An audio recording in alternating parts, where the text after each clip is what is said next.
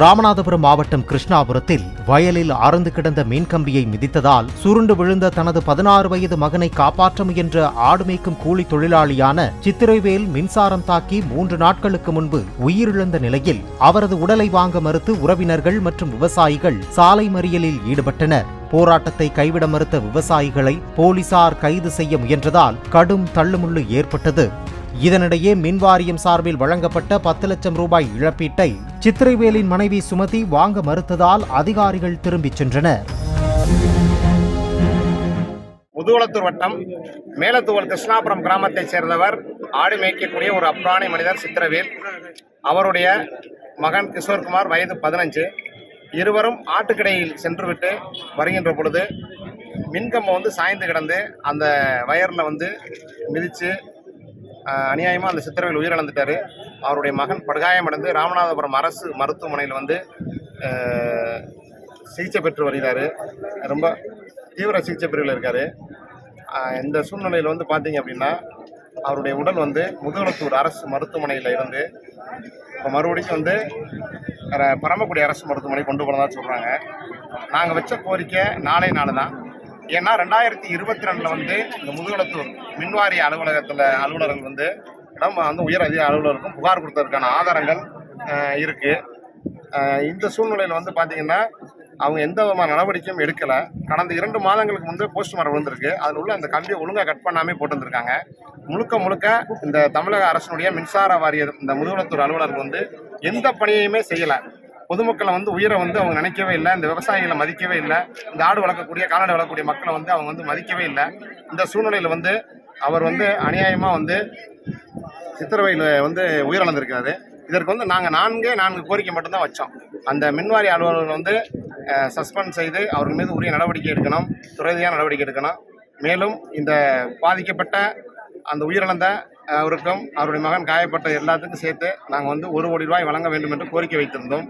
அதற்கு எந்த விதமான ஒரு இதுவும் கிடையாது. இன்னும் அதே போன்று அந்த அம்மாவுக்கு கல்வி தகுதி வெறும் 8th தான் பாஸ் பண்ணியிருக்காங்க. ஒரு ஓஏ போஸ்டிங் போட்டு கொடுக்கலாம்னு நினச்சா அதுக்கு கொடுக்க மாட்டேங்கிறாங்க இந்த ராமநாதபுரம் மாவட்ட நிர்வாகம்.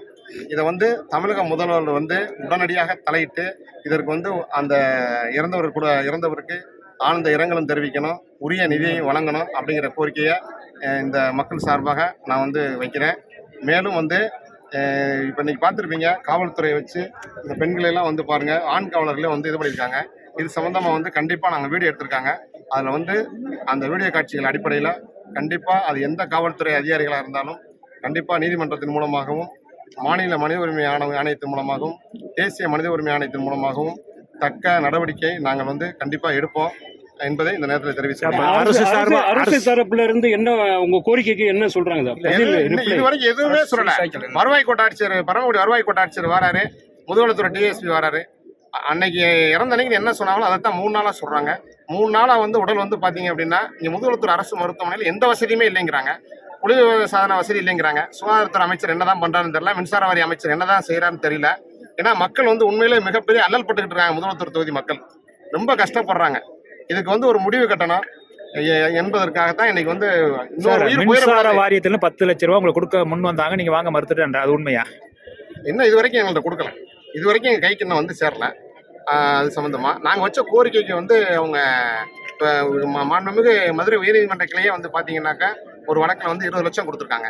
அதை பேஸ் பண்ணி எங்களுக்கு அதையாவது கொடுங்க அப்படின்னு கூட நான் கடைசியாக வச்சுருக்கேன்.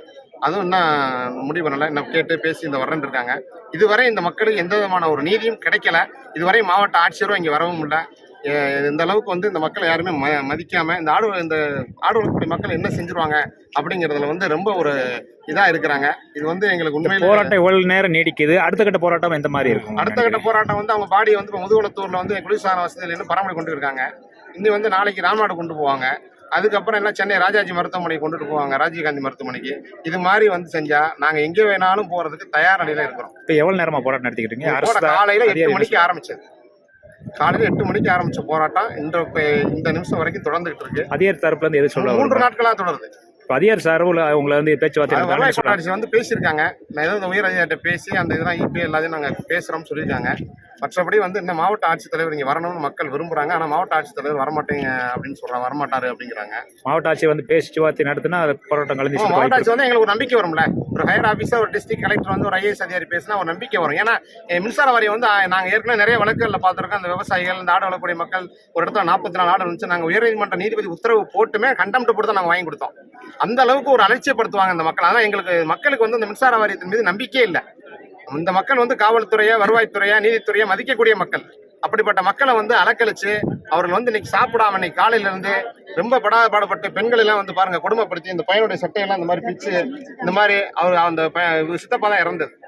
இந்த மாதிரி ஒரு சூழ்நிலையில வந்து இங்க நடந்துகிட்டு இருக்கு. இது இந்த தமிழக அரசாங்கம், இந்த முதலமைச்சர் இல்ல இங்க என்ன நடக்குது அப்படிங்கிறது டிஜிபி என்ன பண்ணிட்டு இருக்காரு, இல்ல இங்க என்ன நடக்குது, மாவட்ட நிர்வாகம் என்ன பண்றாங்க, எதுவுமே ரொம்ப கேள்விக்குறியா இருக்கு. எந்த விதமான நடவடிக்கையும் இல்லை. என்ன காரணம் தெரியல. இந்த முதுகுளத்தூர்ல இது சம்பந்தமா நீங்க தான் வந்து நடவடிக்கை எடுக்க மேல கொண்டு போய் சேர்க்கணும். பிளே ஸ்டோர் மற்றும் ஆப் ஸ்டோரில் இருந்து பாலிமர் செயலியை QR கோடு மூலம் பதிவிறக்கம் செய்யுங்கள். செய்திகளை உடனுக்குடன் பெறுங்கள்.